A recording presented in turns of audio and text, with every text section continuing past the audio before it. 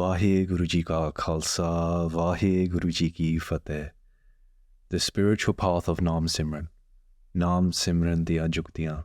Sant Ishar Singh Ji Maharaj Rara Sahib. Translated by Jeevanpal Singh and Resham Singh. Translator's note. With the blessings of Sri Guru Nanak Dev Ji, this translation of The Spiritual Path of Naam Simran has come to completion in honour of the 48th Barsi of Sant Ishar Singh Ji Maharaj Rara Sahib. The impact of Sant Ishar Singh Ji on all communities in this world cannot be fathomed.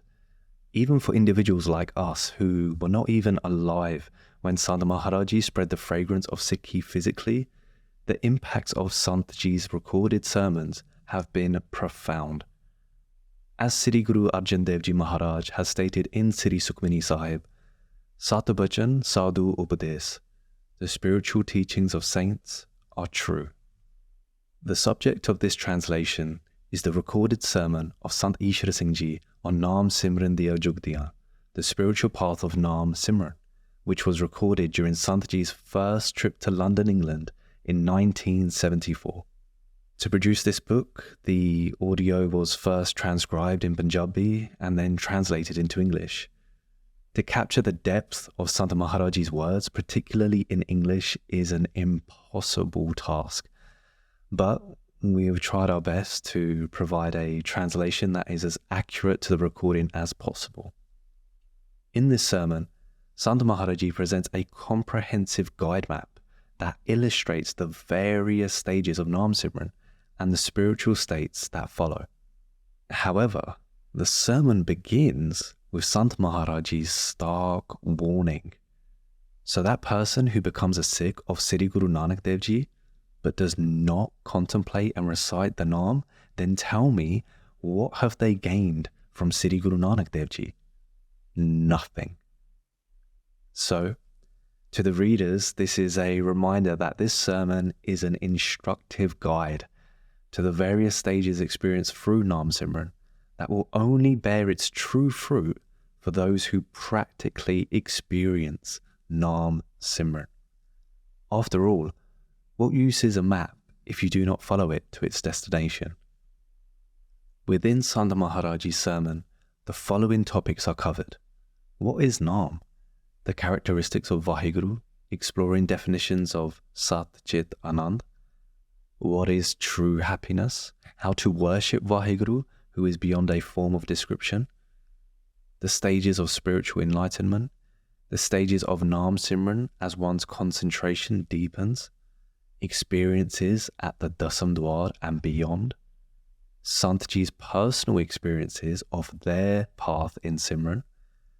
And the difference between those who merely read about spiritual wisdom and those who actually experience it. We would like to extend our thanks to Bhai Inderjeet Singh Daheli, Sevak of Sant Ishar Singh Ji Maharaj, who was blessed to make these very audio recordings in 1974 and assisted greatly in the Punjabi transcription for this book. And also to those Guru Sikhs who proofread and made valuable suggestions for the English translation. We hope the Sangat will enjoy and benefit from this translation.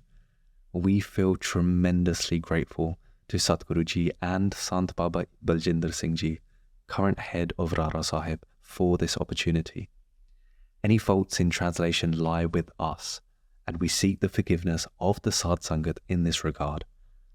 Servants of the Guru Sangat, Jeevanpal Singh and Resham Singh. Publisher's note. Sant Maharaj Ji always said that Simran methods are so easy and simple to follow, but one has to practice regularly to reach the height of enlightenment, Brahmgyan, in stages. Sant Maharaj Ji said a minimum of 2.5 hours per day at Amrit Vela. After Ishnan, you must sit down on the floor without support in your back, your head facing forward, hands on your knees, and start Simran of Vaheguru. Sant Maharaj Ji used to say that people think the methods and stages are impossible, but if it was that difficult, Guru Sahib Ji would not have written it in Gurbani. One has to start with Guru Sahib's Kirpa, and blessings always follow. In 1974, when Sant Maharaj Ji visited the UK for the first time. Their stay was in Finchley, London. It was on a Sunday morning when Sant Maharaj Ji did the talks with the Sangat on their chair, and I used to take my tape recorder to record the bachans.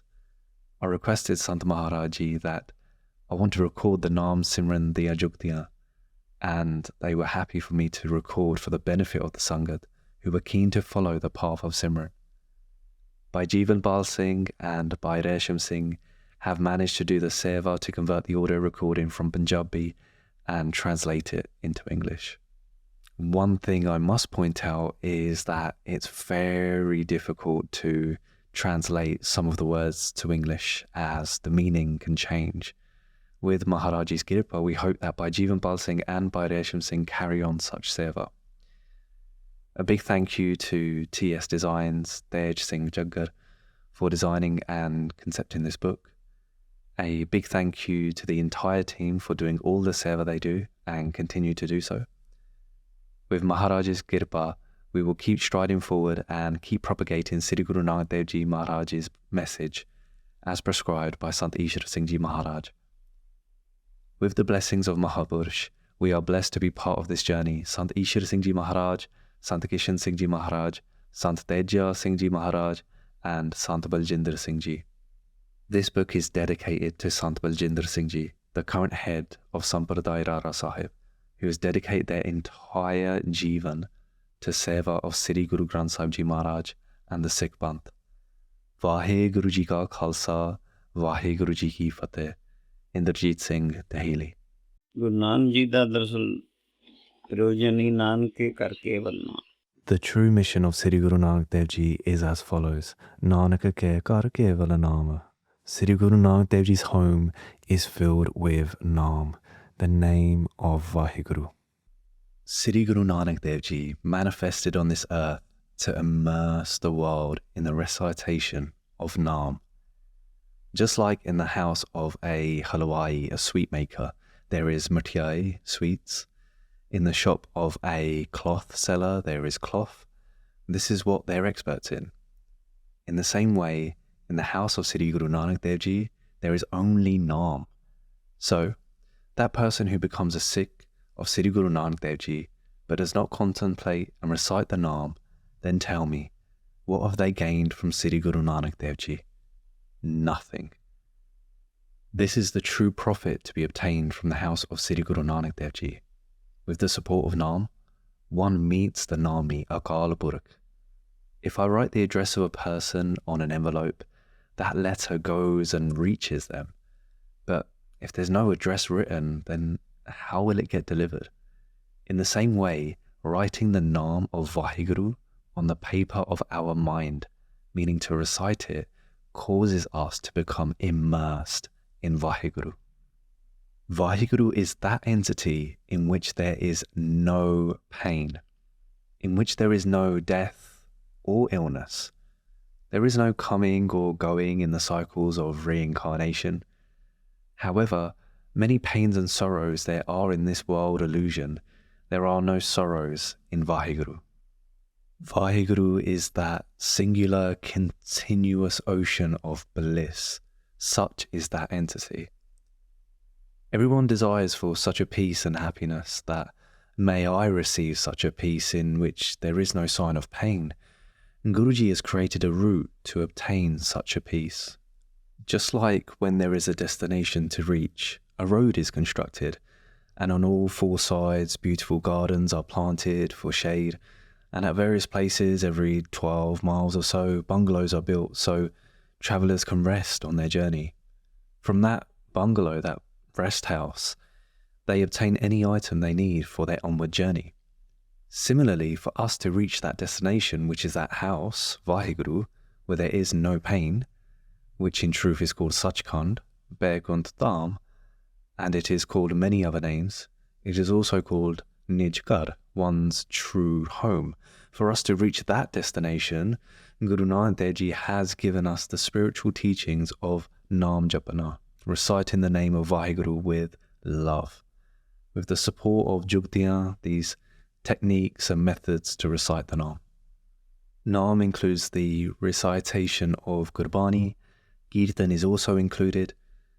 Contemplation on Vaheguru and the Atma and the true nature of the self is also included. But the true essence of what Naam is, the essence is all one. Naam. We can say one entity has one name, and here Sant Ji points to the microphone, just like this object has a certain name. Sant Ji now goes on to explain that the essence of Naam is one, but through the will of Vaheguru, Naam is known in many forms. So, who is Vaheguru? That entity who has created the entire creation, sustains the entire creation, and that into which the entire creation merges at the time of destruction. That entity from which all power emanates. With the power of that Vaheguru, the wondrous play of millions of universes is playing out. That one appears as many, hence comes to be known by not one but many names. Many names are given to Paramatma, the Supreme Being, just like one thing can have many names. Take water, for example. There are many names for it. If we see water in a vessel, the English will call it water. In Punjabi, we call it Pani. In Hindi, it will be known as Jal. In Arabic as Ub. And in Farsi as Ab, and so on. So the object is one, but it has many names in different languages. Vaheguru is given many names, but the essence is always Sat, Chit, Anand. What is Sat? That which is forever and can never be destroyed. That which was, is now, and will be. It will never be destroyed. There is no worldly object which will remain forever. Tell me, is there? Take a building. It has a temporary nature. At one point, it wasn't there. At some point, it will be destroyed. A human body did not exist at one point, and when its time is up, it no longer remains.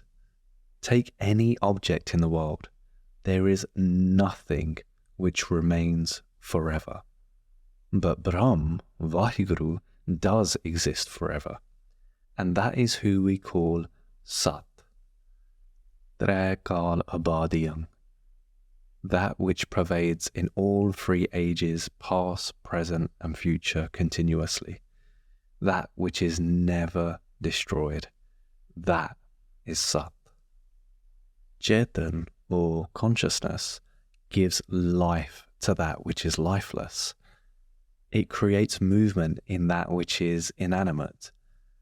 A human has 5 pranas, 5 karam indriya, 5 gyan indriya, the man, which is the mind, and the buddh, which is intellect. These are all inanimate. The entire visible creation is made of the material of the 5 elements. What are these 5 elements? They are earth, water, fire, wind, and ether. And these are solid matter. These are inanimate. The inanimate is that which is not illuminated by itself. Take, for example, a car. It cannot drive itself. Until a person does not sit in the car cannot drive forward. The engine cannot turn on itself until someone puts their foot on the gas pedal. Sant Ji now points towards the tape recorder and says, in the same way, this tape recorder, until you press the record button, it will not work. Such an understanding can be had for all inanimate objects.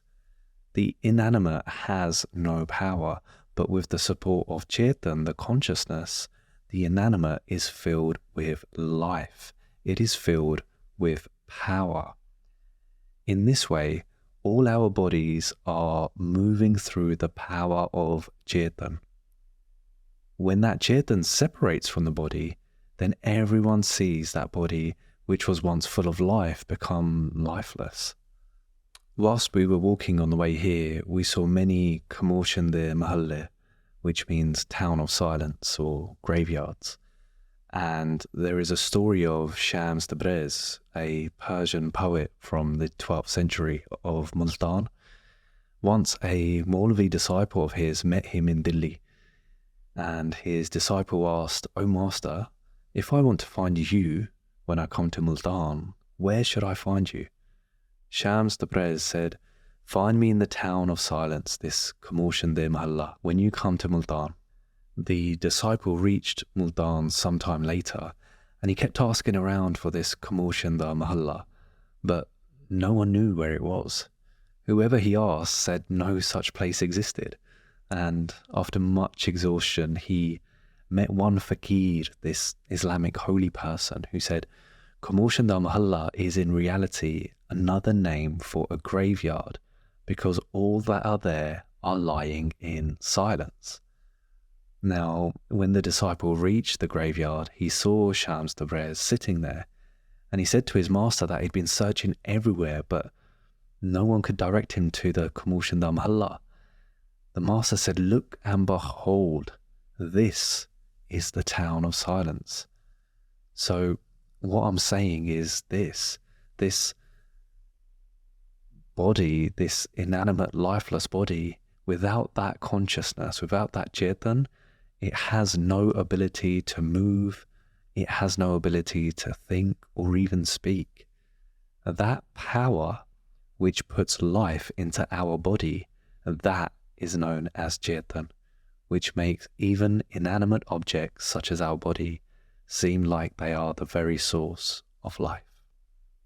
Then Anand, which is bliss. Everything illusory is the form of pain, but with the support of that consciousness, which is the form of pure bliss, even those illusory objects which are full of pain, they start to appear as the form of happiness. Take the body, for example. From birth to death, ask anyone, ask from a king to a pauper, they are drowned in innumerable pains. Sant Ji now explains the three types of illness that are present in our life. There are three types: Audh, Biaadh, and Upaadh. First is Audh, which are the worries of the mind. The mind is always in anxiety. It is always burning in that fire that I have this pain afflicting me, or worrying about the ailments of my body, which are countless. This is called Audh. Now, Biaadh, from the birth of a child, the first experience of the mother and the child is pain. Straight away they say, call a doctor, bring this, bring that. Until the end of life, we face many bodily pains. This is called Biaadh, diseases of the physical body. Now, Upaadh is those pains which come from external factors, i.e. having a physical altercation with someone or an enemy attacking you. Say you have a friend sitting in another country and your mind keeps longing to meet them. You write many letters to them, requesting them to quickly return as your heart longs to meet with them. And then suddenly your friend arrives without even telling you.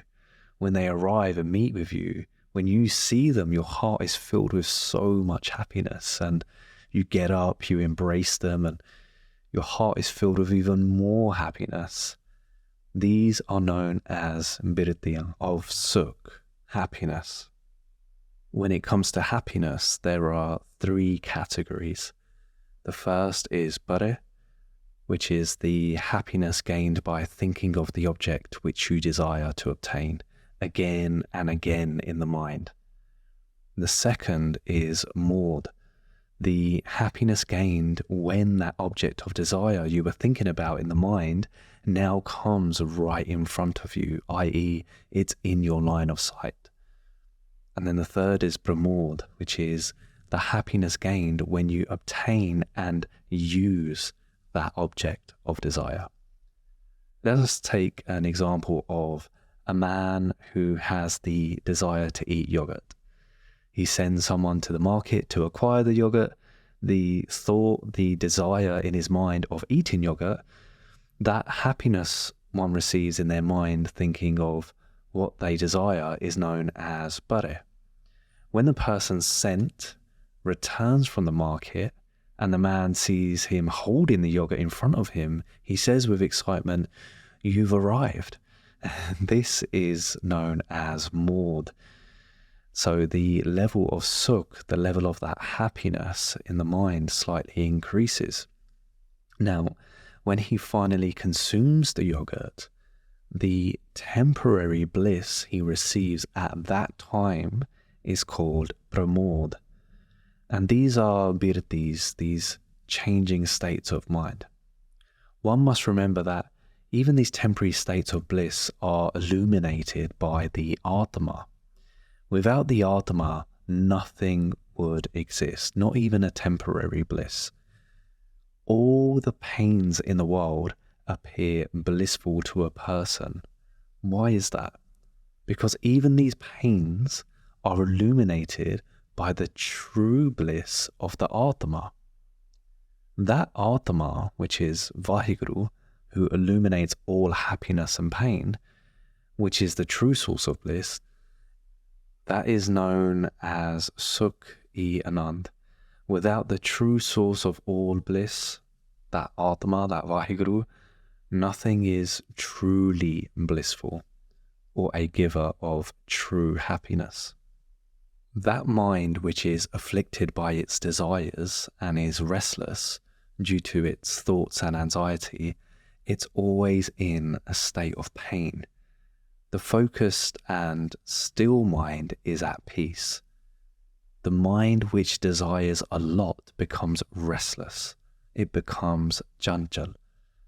Sometimes in our mind, a thought, a desire arises that I must obtain a certain object. Desires make the mind restless, and a restless mind becomes afflicted with pain, and that is a fact. However, that mind which becomes still, meaning without thoughts and desires, enters a state of peace and true happiness. Sant Ji now gives an example of the fickle nature of the mind's desires and the temporary happiness it gives. They say, when we suddenly obtain some object we desire, for a very short period, that restlessness of the mind goes.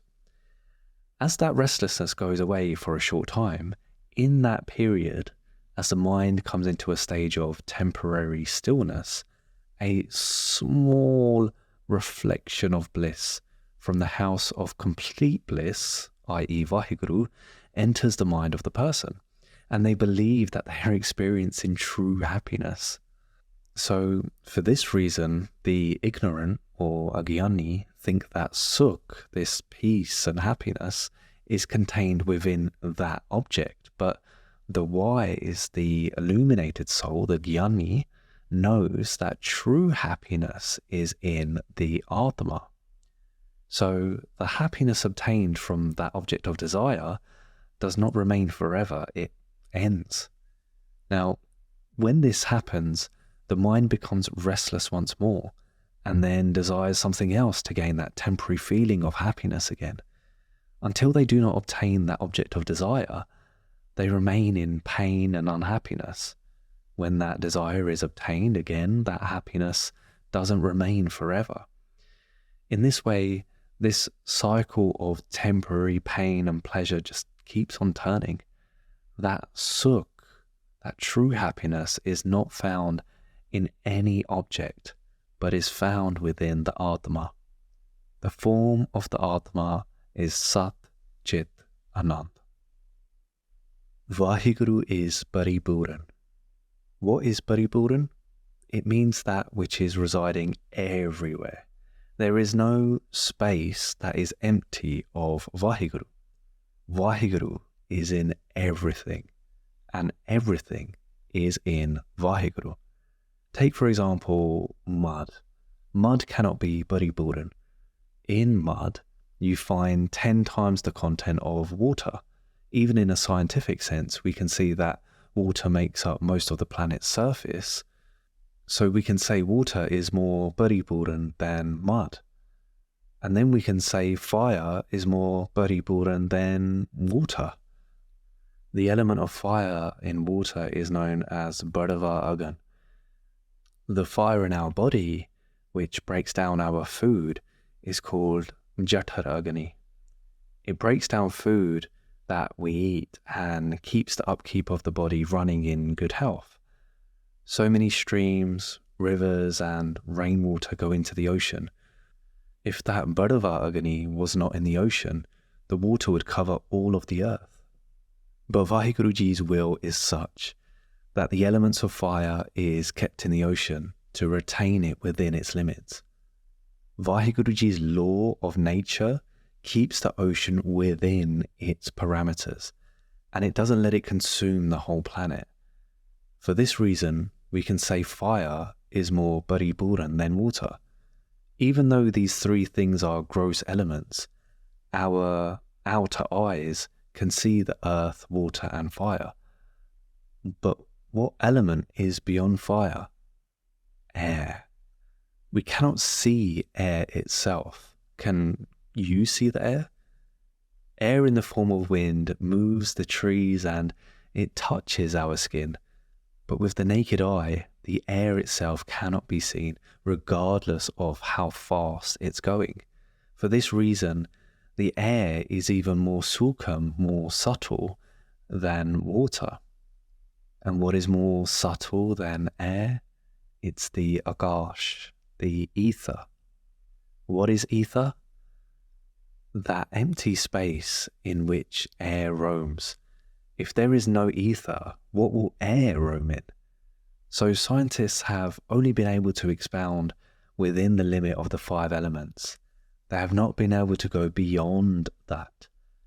We have understood that air exists in the ether, but what does ether exist in? What do all 5 elements exist in?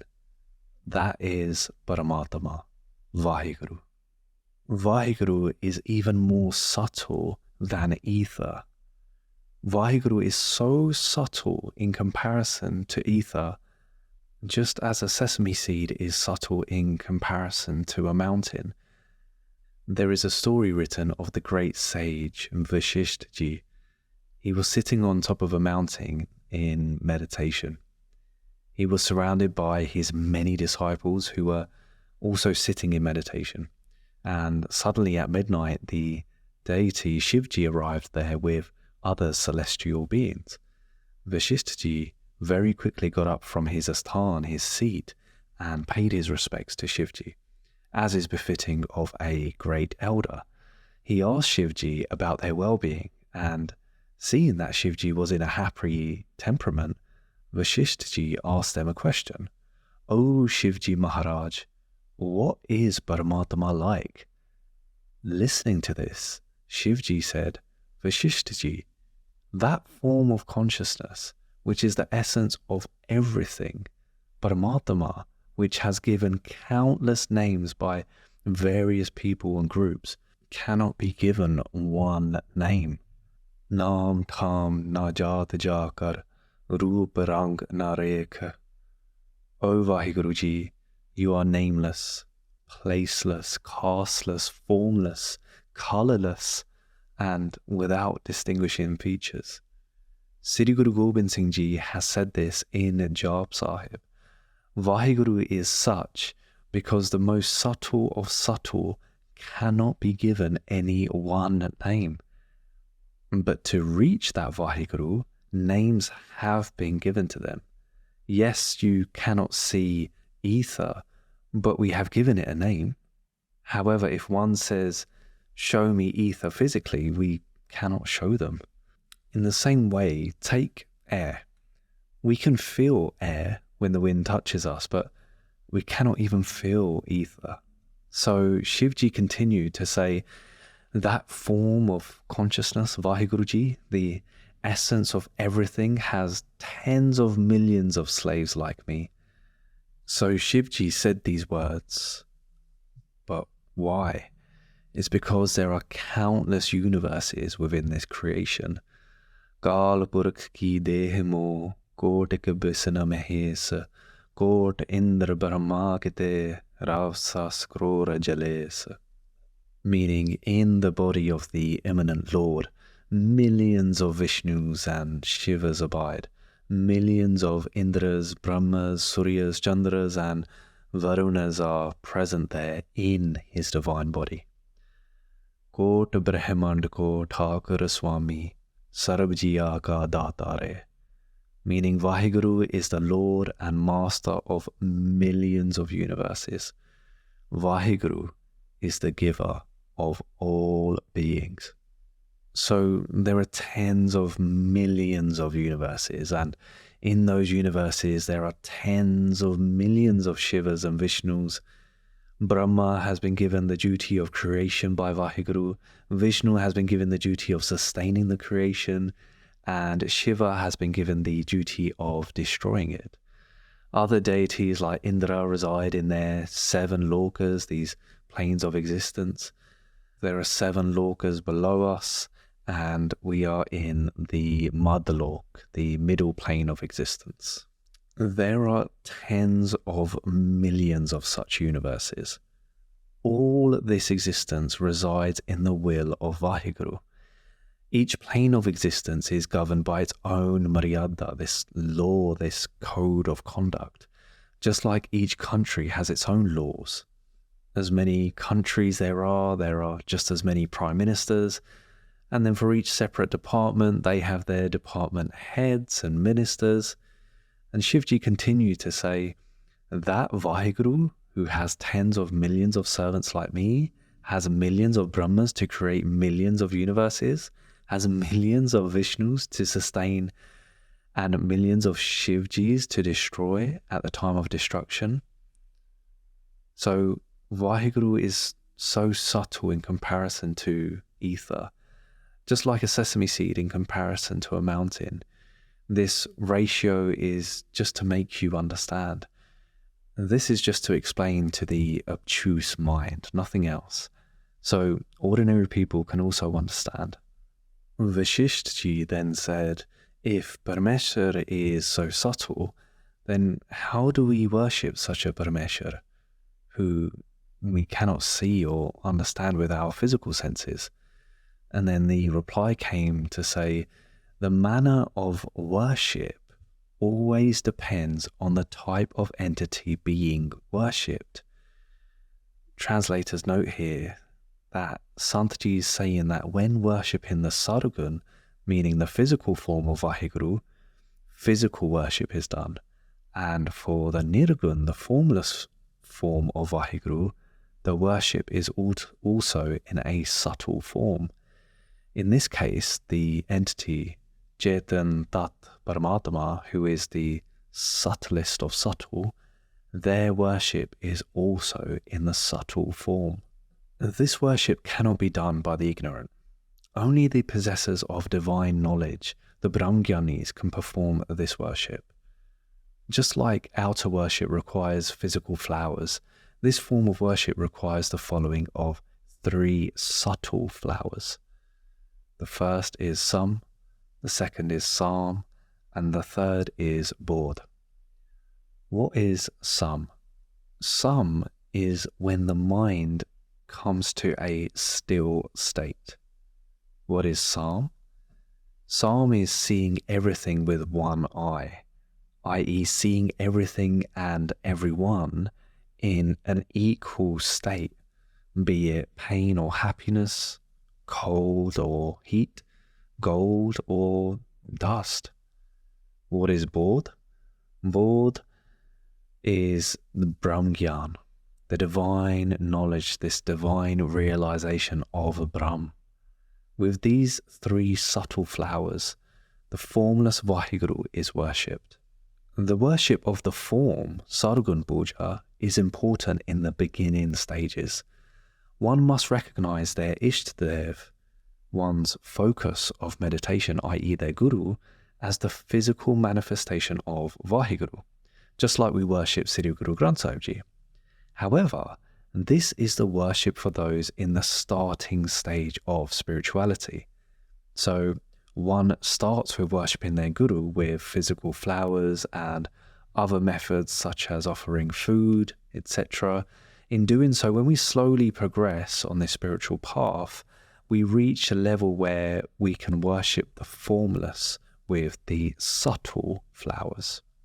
This is the worship of the Brahmgyanis, not the Agyani Balaks, who are those children who are starting on the spiritual path, who are still ignorant to divine knowledge. So, for them, those that are on the starting stage, they must focus on the outer physical worship first. And this is important for them, and they must do it, because without doing it, they cannot reach a higher level of subtle worship. So to merge us with that Paramatma, our Guru, Sri Guru Nanak Dev Ji, has blessed us with the path of Naam Simran. Now, there are many names for Vaheguru. Do the path of Gurbani and you will see so many names have been given to Vaheguru. Ram is used, Gobind also comes, Khuda is used. In this way, there are countless names. There is Ikonkar, Sat, Naam, Karta, Purkh, Nirbhau, Nirvair, Akal Murad, Ajuni, Saibang. So such is Vaheguru, whose characteristics have all been given here. How is that Vaheguru realized? Guru Prasad, with the grace of the true Guru.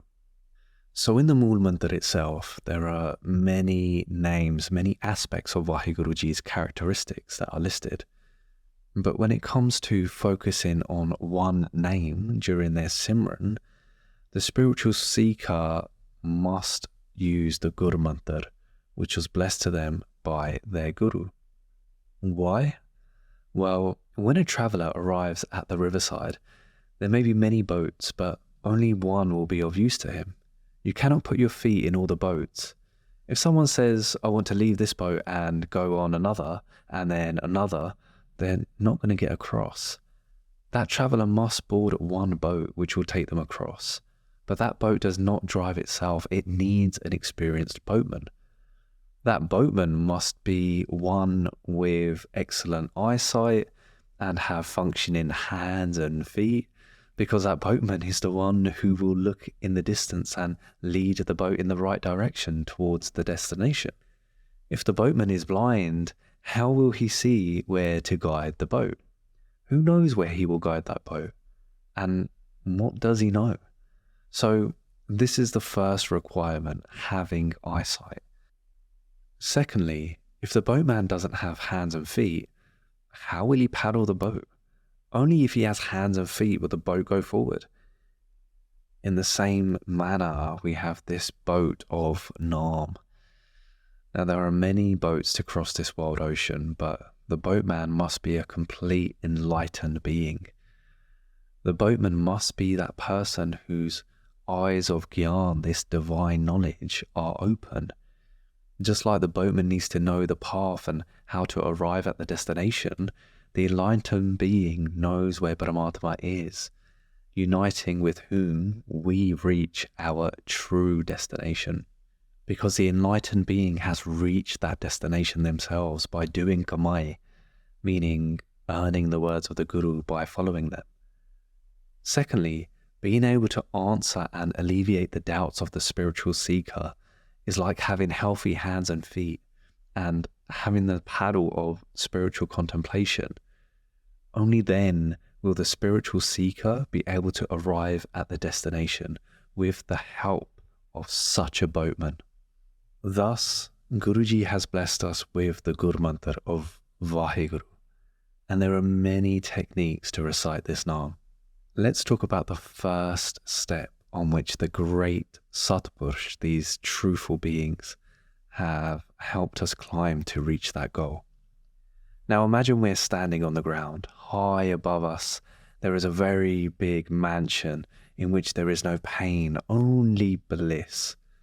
There is such a state of peace which no worldly happiness can compare to, such a peace that cannot be explained even in words. That higher level which we must reach is our true home. Separated from that true home, we're stuck in ignorance. It's like being on the ground. But if someone climbs up, they can reach that higher level. But if he slips, he falls into great pits, in which some are scorpions, in some are snakes, in some there are cauldrons of filth. So if we fall, we will face pain. And if we climb up, we will gain untold bliss. A person is standing in such a position, they can either go up or down. With which support do we climb up? Along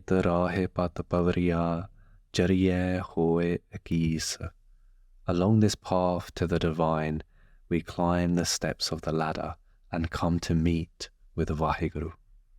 And just like a ladder is needed to climb up a building, climbing the spiritual stairs, the spiritual seeker becomes one with Vaheguru.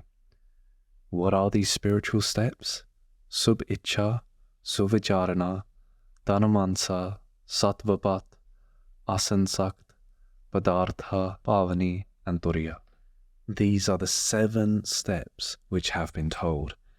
They are also called the Sat Bhumika. These steps are the advancement of the Birti, this focus of the mind, as it goes higher and higher in spiritual avastas, these spiritual states.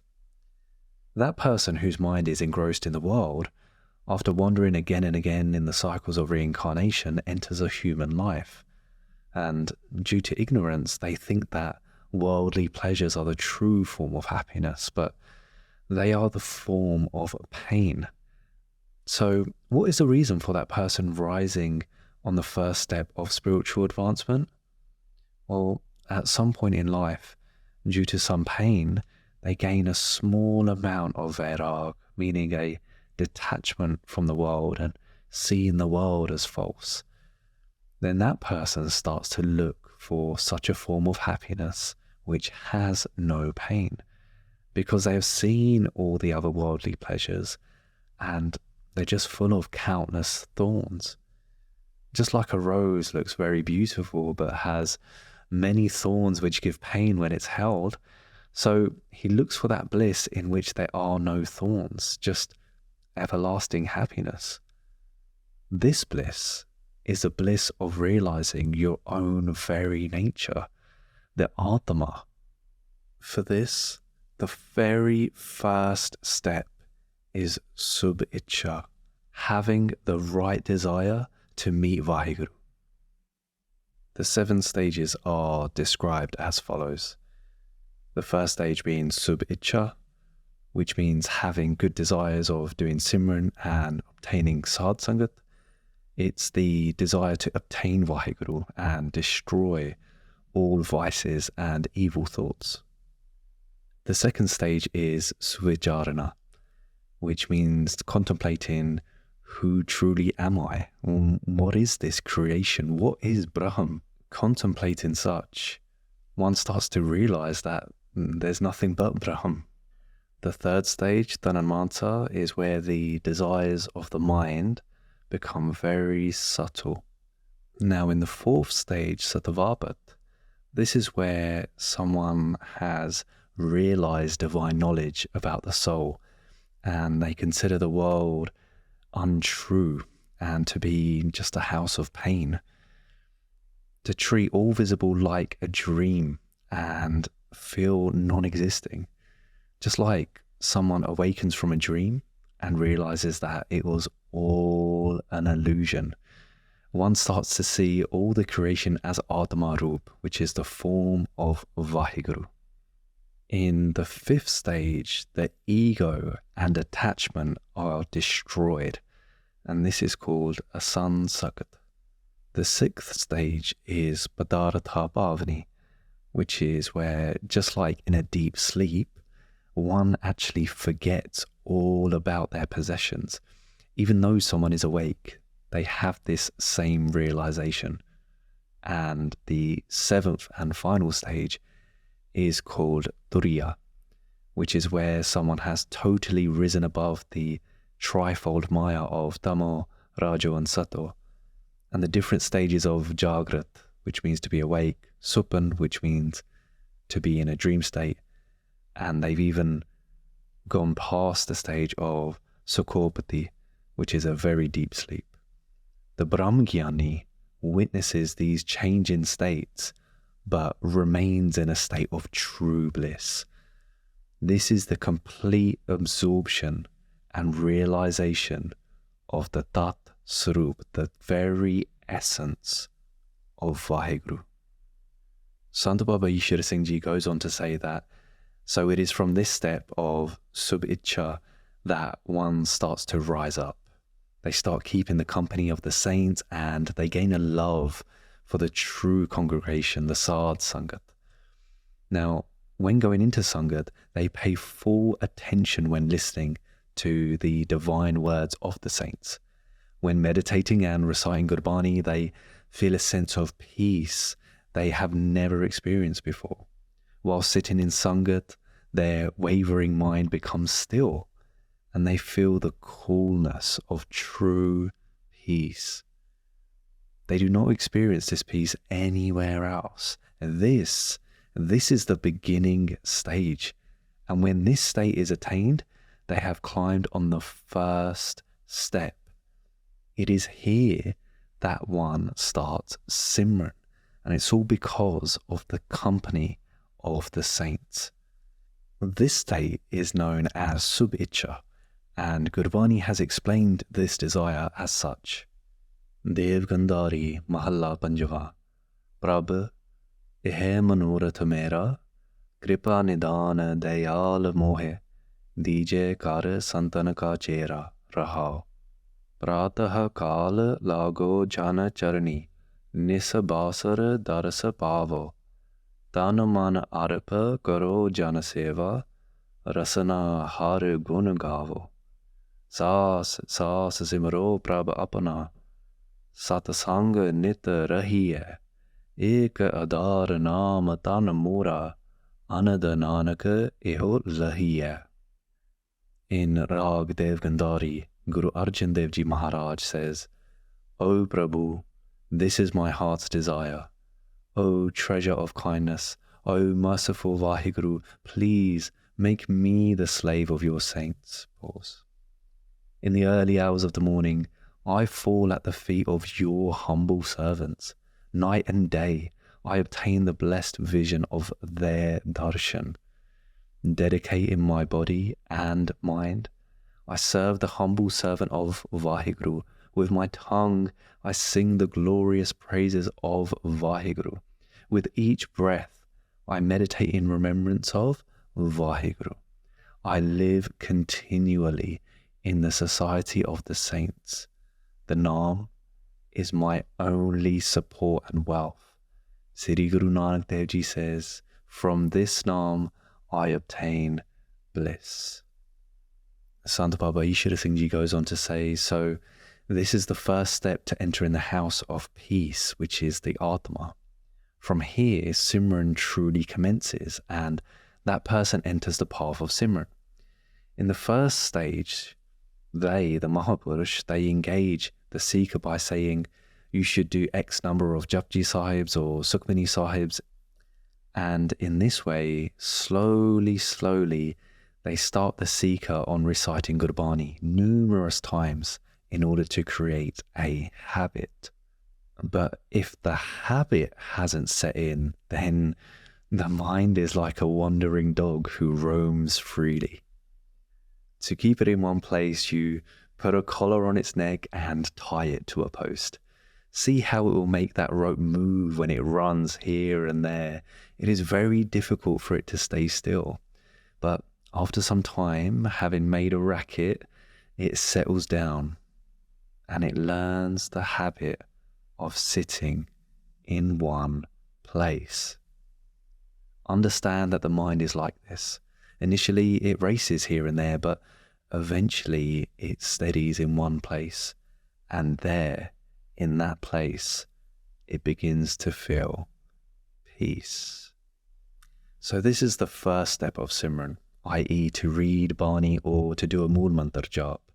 This is what the Satpurush get the seeker to do. The reason for this is so that the person slowly adopts a habit. As this habit becomes ingrained in their state, it becomes one of enjoying their job more and more. Then they wish, may I never forget Vaheguru, because without Vaheguru there is no peace. Where my mind is focused in a pure place, there I find peace. But a polluted mind is troubled and disturbed.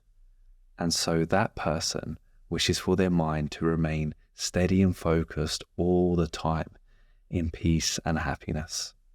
After steadying the mind by continuous recitation of Gurbani, then the seeker is entered onto the path of Simran. For a Guru Sikh, the Simran is of Vaheguru Guru Mantar. This is the mantar which is to be recited. In the first stage, Satpurush instructs doing this with the aid of a mala, which is a rosary. One should do their Ishnan, which means bathing, in the morning daily. Sant Ishar Singh Ji go on to talk about when they first started joining people to Simran. And they say that in the early days, people would do a lot of Simran, but these days people do not have such strength of the mind. Before it was the practice that one would have to do 2.5 Bakki Mala of Mool Mantar daily. Only then would Khande Bhate the Amrit be bestowed to that Sikh. But now no one has time to do so. The Sangat do not have the time to spend towards this. Some say, why do you not bestow us with Amrit? We do not have the time for such a job. However, in the early days, this is what we were instructed, even after the trip to Africa. It was in this way that a Mahatma would instruct someone slowly. They would commence the journey of the spiritual seeker by telling them that if you wish to take Amrit from us, the Panch Biaadh, then recite 2.5 Bakki Malas every day for a year. Now, 108 Kachi Malas equal 1 Bakki Mala. So a Kachi Mala is completing 1 rosary of 108 beads. So that's 1 Kachi Mala. So 1 Bakki Mala is 108 times 108, which is 11,664 repetitions of the mantar. Now, 2.5 Bakki Malas is 29,160 repetitions. Understand that it takes this much time to forge a habit or adopt a certain nature. Reciting for a year, the habit forms, and one gains a good spiritual state. And as a result, the mind begins to settle, and one begins to experience the peace and bliss of prayer. Then the Satpurush will slowly instruct them to use different jugtis, different methods of Simran. In the path of Simran, one must first recite the Naam with the tongue, in the same way that we teach children. When children start to learn in school, we teach them the sounds of the alphabet and we get them to say them out loud. Understand that reciting the Naam loudly or doing Kirtan is like this also. So this is how we should do Simran in the first stage. Mahapurush first tell you to sit down and with the help of a mala, recite Vaheguru, Vaheguru, Vaheguru with the tongue a certain number of times every single day. Without having a numerical target to aim for, Simran doesn't happen. With one's worldly duties, a person becomes lazy thinking, I'll do it some other time, or I'll do it in the daytime, or no matter, I'll just do double tomorrow. So doing this over and over, a person becomes lazy. Nityam is that which one does every day, no matter how easy or hard it is to get it completed. That is Nityam. Only then does it give us fruit. Now, without a level of determination or struggle, one cannot reach a spiritual state. Without determination and struggle, the Sahajavasta, which is the state of peace, does not come. And so, Simran is first recited with the tongue. Kabir, Meri Simrani, Rasana upara Ram, Aad Jugadi Sagala Bhagata, Tako Sukha Bisaram. Kabir Ji says, "This is my rosary, that I meditate and recite Ram upon my tongue, that which the Bhagats have always meditated upon throughout the ages, instilling peace within them." Reciting with the tongue, the lips and the tongue move, and saying Vaheguru, Vaheguru, Vaheguru, Vaheguru begins to enter one's thoughts. Sitting, one should focus their concentration on it, on the sound of Vaheguru. And then, when one wants to do more, they should do Simran with their thoughts. Concentrate the thoughts in Vaheguru, Vaheguru, Vaheguru, Vaheguru. As they recite, they should put their concentration on listening to the sound being produced by the tongue. So the first step is through Bekari Bani, which is the use of the tongue. One should keep such a time of 2 to 2.5 hours for this, and even more, as much as one can do. After performing Simran over and over, the concentration of the mind, it becomes subtle. The need for one to move their lips or mouth no longer remains. Only with the thought of the mind this task is performed. The tongue stops moving, the lips stop moving, and it is only with the power of one's thought that they start to contemplate the Vaheguru mantra, now in the throat. Only in the guttural sound form is the mantra recited, i.e. in the throat, or at the root of the tongue. One becomes immersed with the Vaheguru mantra, and neither the tongue nor lips move. Here the thoughts do all of the work. See how it is occurring in everyone's throat. In the recording, Sant Ji begins to do Simran with the throat, but without using the tongue. The recording goes silent. But those sitting there experience this in the presence of Sant Ji. See, the Simran is happening. Yes, it may be that some can't hear it, and neither can they understand it, but it's happening naturally in all. So then one should focus their concentration here in the throat. When the focus settles here, then one experiences more bliss. Simran in this way yields 10 times the reward of Simran done with the tongue. Simran with the full use of the tongue is called Bekari Bani, and this, Simran with the throat, is called Madhma. These are the names given. Beyond the throat is the place of the heart center, the heart chakra, about which is said, Harajana Simaraho Hridayaram. O servants of Vaheguru, meditate on Vaheguru within your heart. Now when it comes to reciting from the heart, Guruji says, Bin Jihva, Jo Jape Hiaye, Koi Jane Kaisa Naam, meaning those who recite the Naam in the heart without the tongue, who can know how they recite this Naam? Elsewhere in Gurbani, Guruji says, Bin Rasana Ustad Karai, meaning that they praise Vaheguruji without the tongue, without actually speaking. Sant Ishar Singh Ji Maharaj go on to say, these are the proclamations of Gurbani that come. In Islam, they say, when the tongue doesn't move and the lips don't flutter, the namaz is pure. The Simran which was taking place in the throat now takes place in the heart, and it is called Basanti Bani. The heart joins with the Vaheguru Shabad. The Simran can take place at a very fast pace and very slowly.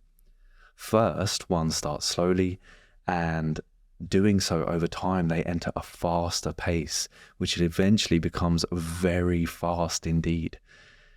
And in this way, the focus leaves the outside world and comes to reside in this place, which is the heart center.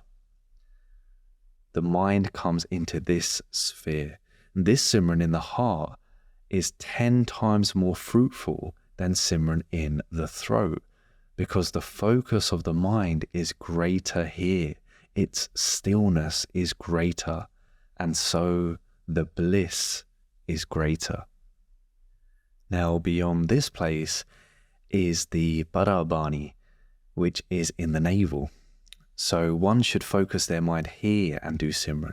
See how in the navel Simran is also happening. And now in the recording, Sant Ji begins to do Simran in their nabbi, which is their navel point. The recording goes silent, but those that are sitting there with Sant Ishar Singh Ji Maharaj, they actually experience this in their presence. This Simran takes place at all times. This is called Parabani. It is 1,000 times more fruitful than Simran with the tongue. Reciting once in the navel is like saying it 1,000 times with the tongue. Such is its greatness. And due to this, here there is a much greater focus of the mind. There is pressure on one's breath here, so the mind steadies a lot more. When Simran occurs here, one begins to feel the vibration of Simran from head to toe across the whole body. And just like the circulation of blood occurs in the whole body, or the beat of the heart can be felt in the whole body, if one focuses on the body, is the pulse beating or not? Yes, the pulse is constant. So similarly, when Simran starts in the navel, you feel it in the whole body from head to toe. Wherever one focuses, they experience Simran there. When that person's abhyas, meaning their meditative practice, increases, it is known as Parabani. Now, reaching here, the spiritual seeker receives the state of Gurmukh Rom Rom Harati Ave, meaning the Gurmukh vibrates the Naam of Vaheguru with every hair of their body. Now, there are 35 million hairs on the body, which are known also as pores. And in the state of Parabani, the sound resonance of Vaheguru is present and vibrating in each one of those hairs.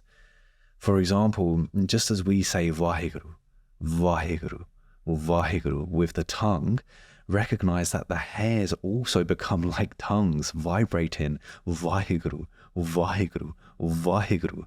One begins to feel that the entire body is saying Vaheguru, Vaheguru. One's focus settles when one has control over laziness and racing thoughts. And then this spiritual state comes very naturally.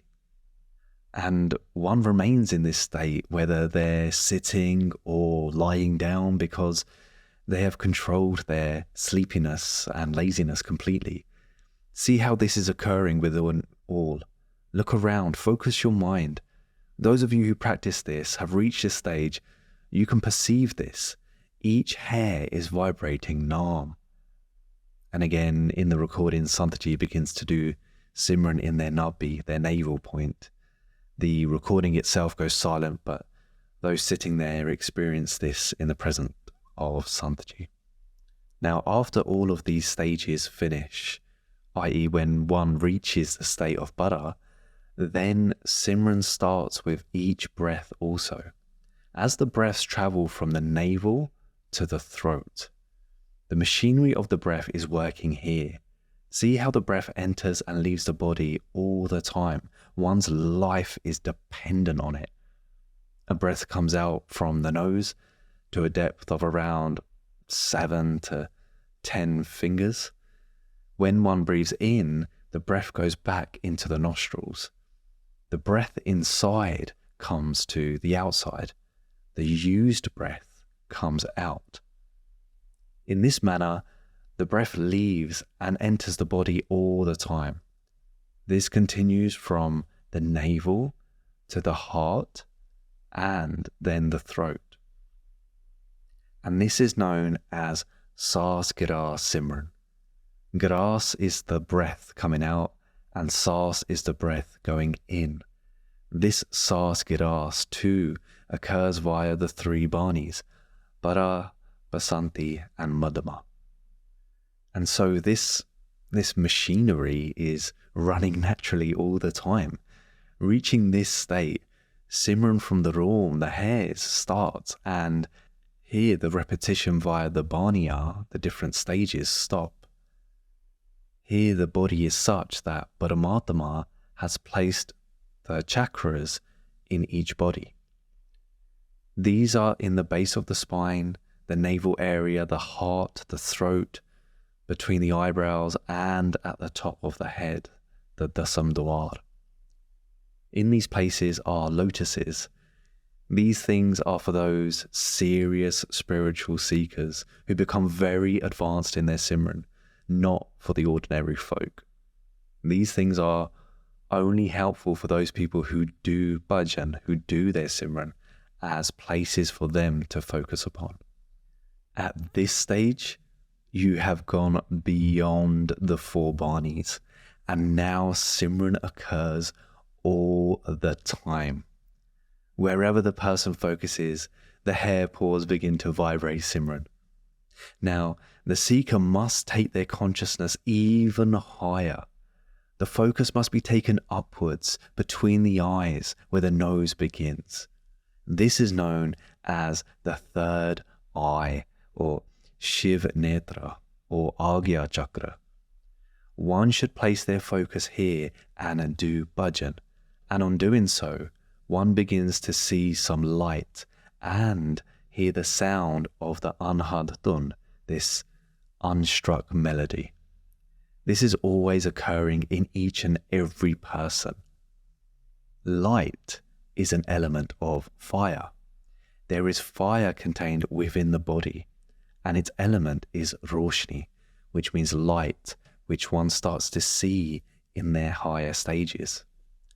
So the Anhad Dhuni, the unstruck sounds, these sounds that aren't made by any instrument and they actually come from the inside of oneself, they come, and there are 5 different types of these.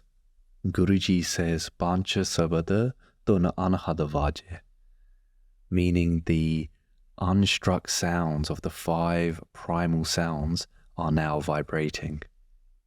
And it is these sounds which form from the element of wind. So in each and every blood vessel, there is wind present, and this creates sound. The wind is subtle, and it can remain anywhere, but as the vessels get even finer, the surat, the consciousness, travels through the vessels. With the power of meditative practice, these vessels become cleansed. The vessels themselves empty, and the focus ascends them.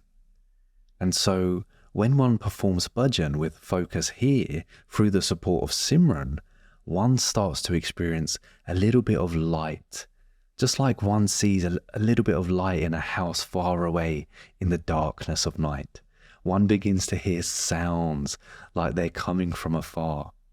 The sounds of cymbals and the conch shell, like you might hear in a mandir. This is what is experienced. Many times I have seen some unknowing person at night saying, where is this light coming from? Or they say, we're sitting down inside, but where is this noise coming from? And then coming outside, they cannot see anything because it's happening inside. When a practitioner does excellent meditative practice, this is the experience. Just like Mohinder Singh, my dholki player, was doing Simran Sadhana. He was sitting inside and he said, where is this light coming from? I'm sitting in my straw hut, but I can hear a sound. What is this sound? And he came out to listen and began to look for the source of this sound. And then he went back and sat inside and he began to hear it again. Now, when one first starts to experience inner sounds and lights, these are the different types of doubts that may arise. And so in doing this, the concentration becomes even more subtle. And then there is the Trikuti, the third eye, which is also known as the Musalsi, which is a place where 3 things meet. in between the two eyes at the root of the nose. The Trikuti is such a place that when one focuses here, the amount of light is like that of the risen red sun. There, the sounds are even more harmonious, like the sounds of a sarangi or a sitar. Such is what occurs in the seeker's mind. But one is to do bhajan, one is to do simran, and to do so by combining the bhajan with the sounds, this anhad dhuni, just as we do bhajan with instruments in kirtan physically, combining it with bhajan, it is even more enjoyable. So here, this is what is experienced, and the concentration stays settled here for quite some time. Now, it is a necessary consideration that some people whose intellect is weak may get a headache, and if this is the case, they should take a break from focusing here for some time. It is a matter of the strength of the mind. You know, these days people's minds are not as strong as before. Beyond this point, the third eye is the Dasam Duar, where our top knot sits. And the mention of the Dasam Duar comes many times in Gurbani. No darwaje kaya kot hai, dasve gupt rakhi jai, bajra kapat na khulani, gur sabda khuli jai, anhad vaje ton vajde, gur sabda suni jai, tit kat antar janana, kar bhagat mili jai, sab meh eko vartata, जिन आपे रचना रचाई, वाहो वाहो सच्चे पातशाह, तू सच्ची नाई. Here Guruji is saying the thought of this body has 9 gateways, but the 10th gate has been kept hidden. This rigid door does not open by itself, it only opens through the Guru's Shabad. The unstruck sounds reside in those who listen to the Guru's Shabad. Within their hearts, the light of spiritual wisdom shines, and they unite with Vaheguru through devotional worship. The one who has created this creation resides in all. Wondrous, wondrous, O true King, you are the true greatness. In Sri Anand Sahib, Sri Guru Amar Das Ji Maharaj bless us with the following Shabad. Har jio gufa andar rakh ke, Vaja pavana vajaya, vajaya vaja pauna, no dware paragat kiye, dasva gupta rakhaya. Guru dware laye pavani, ikna dasva dware dikhaya. Tehe anek rupa nau navanid, tista anta na jai paya. Keh nanak har pyare jio, gufa andar rakh ke, Vaja Pavana Vajaya, meaning Vaheguru has placed the individual into the cave of the body and blown breath into it, giving us consciousness. Having placed these breaths, Vaheguru manifested the 9 gateways but kept the 10th hidden.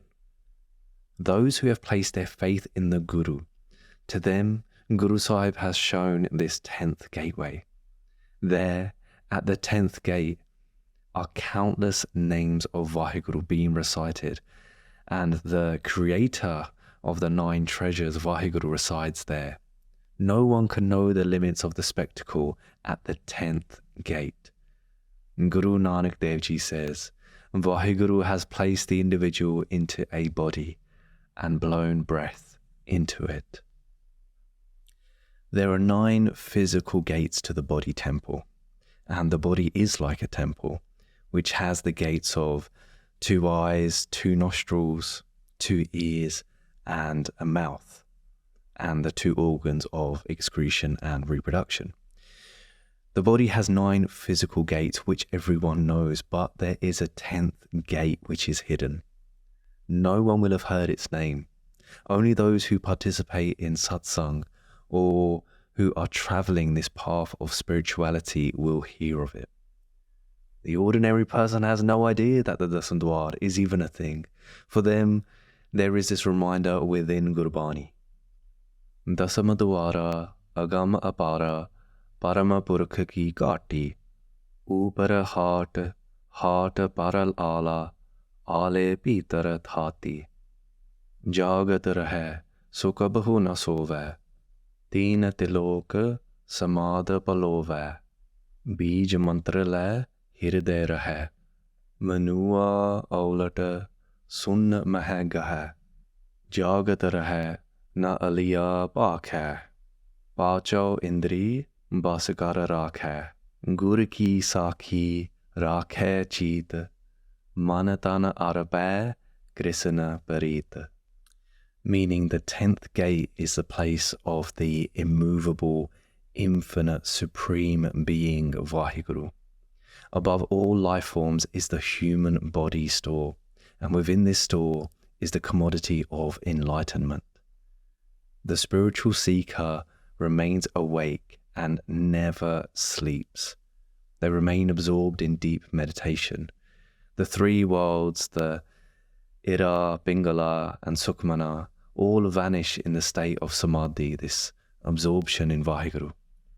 They place the root mantra in their hearts. They reverse the mind from looking outwards and place it in the thoughtless state. They remain awake and never speak falsehood, and they keep the 5 sense organs within their control. They keep the teachings of the Guru in their mind and devote their mind and body to loving devotional worship of Vaheguru. Such are the words of Guru Sahib in Gurbani. When the mind's focus comes here at the 10th gate, there is a great light. If many suns were to rise as to cause such a light, it would surely ignite a fire. But here you experience nothing but coolness. Such is that amount of light. The sounds are also more subtle, like those of the veena or flute, which are very sweet. Just as the blood vessels get finer, so do the sounds.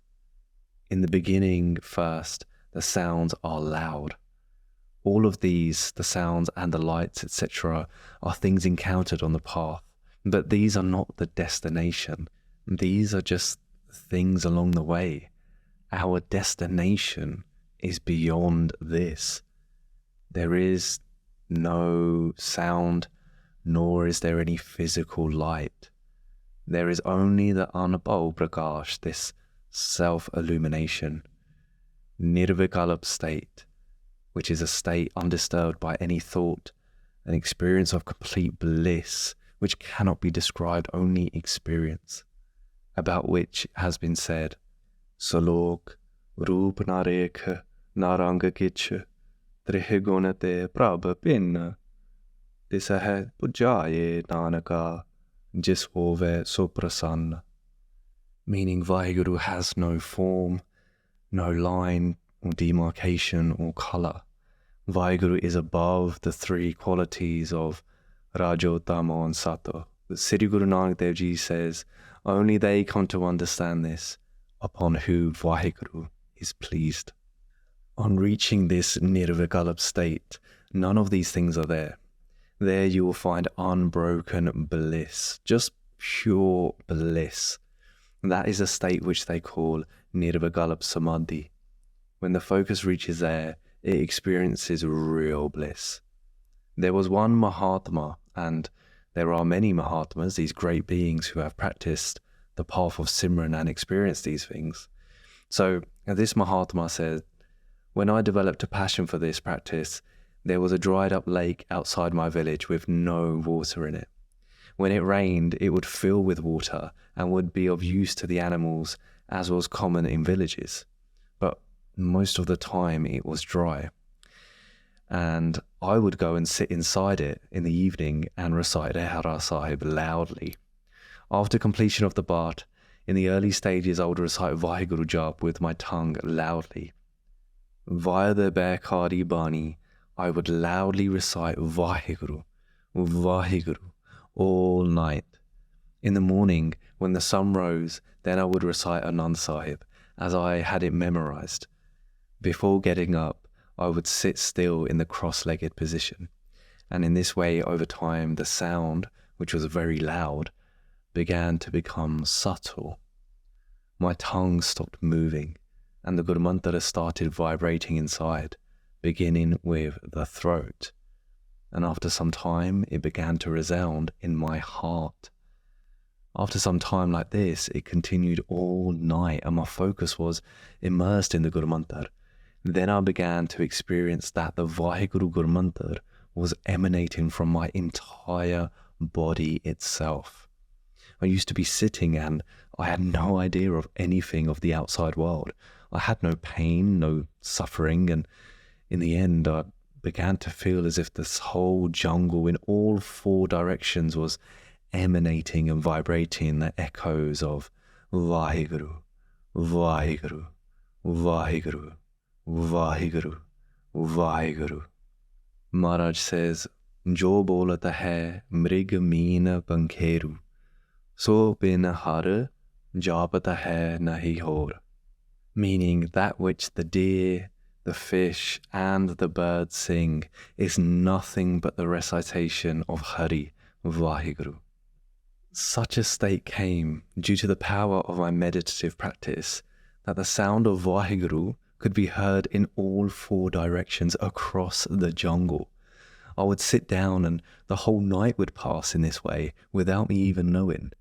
You see, the moments of peace, the moments of happiness pass very quickly. I would spend the whole night like this. After some time spent in this state, I started to see a light inside and many other things. But I did not stop there. With the instruction of my spiritual teacher, who was a great saint, I put my entire effort in and carried on my meditative practice. At that time, people's bodies and minds were very strong. But now a great change has come in people.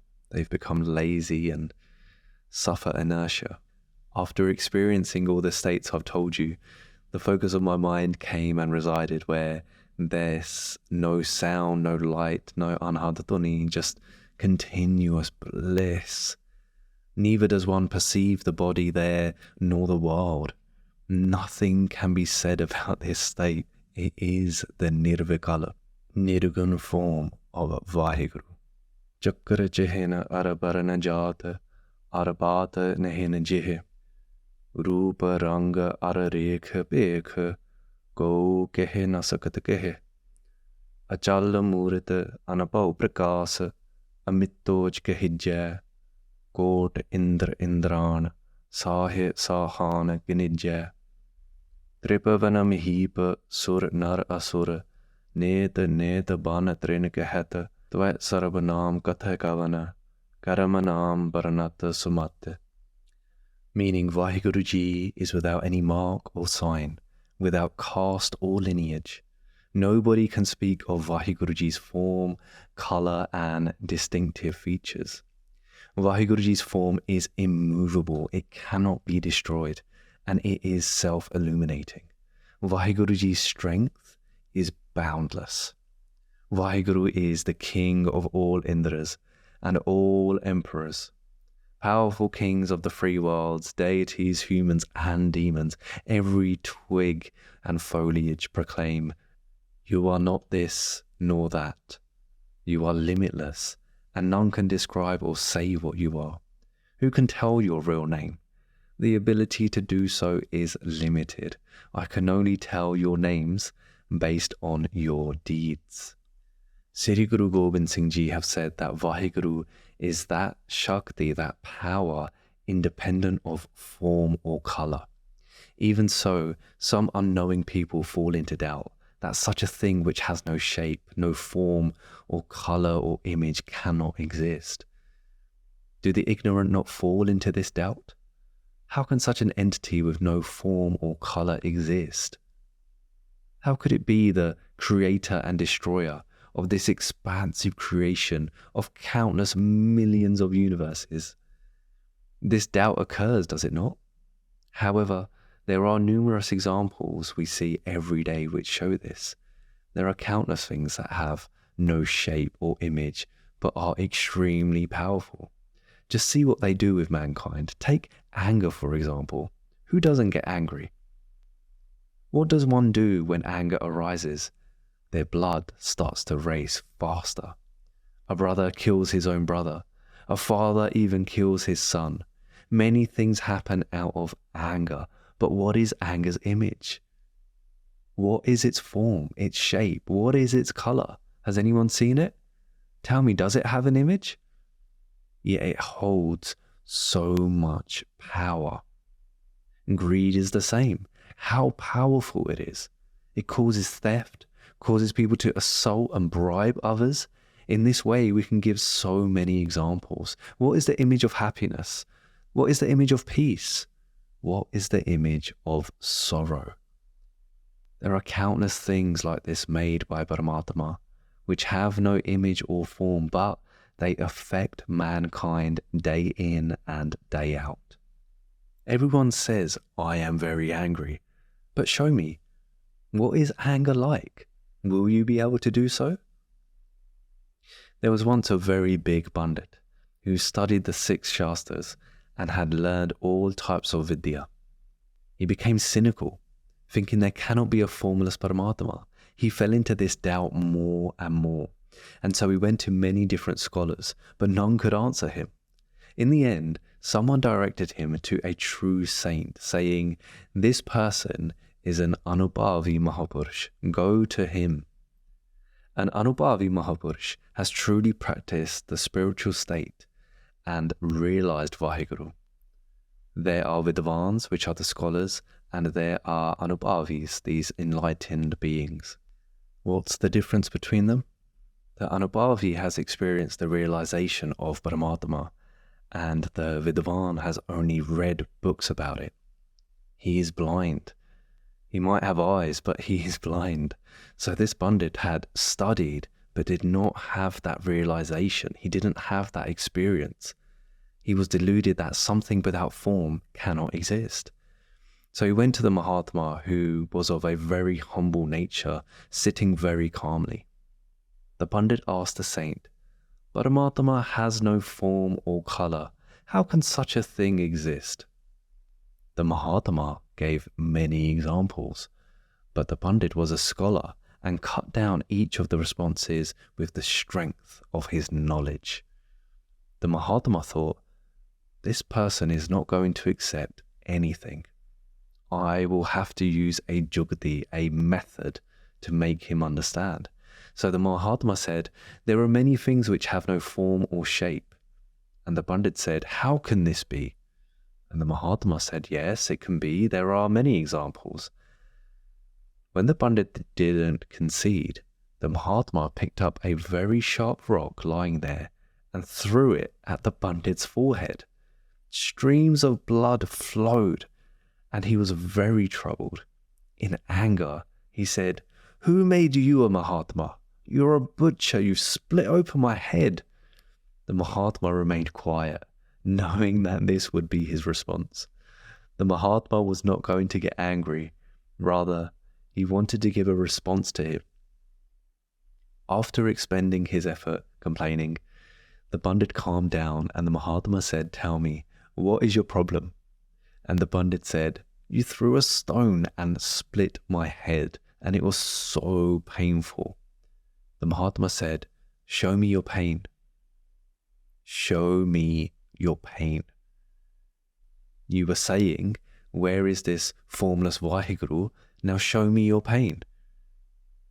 And the Pandit said, I'm experiencing the pain. My mind is feeling it. And the Mahatma replied, you're saying my mind is feeling it? You're feeling it? No, show me its form. But the Pandit had no response, other than there is no form. And he was experiencing that pain. The Mahatma then gave the teaching in the same way Vaheguru is experienced. Vaheguru is felt. Their formless form isn't seen. When your mind becomes still, then you will obtain and experience that state of bliss. And when you experience it, you will say, yes, yes, there is a Vaheguru, the one who creates, sustains, and destroys the whole creation. Just as the experience of the stone has caused you pain, In this same way, that formless Vaheguru is obtained through experience. The worship of the Nirgun Vaheguru must be done with those flowers which are formless. You have been told of these three, Saam, Saam, and Bodh. Through worship, the Tat Behte Brahmgyani remains in continuous bliss 24 hours a day. Vaheguru Ji Ka Khalsa, Vaheguru Ji Ki Fateh.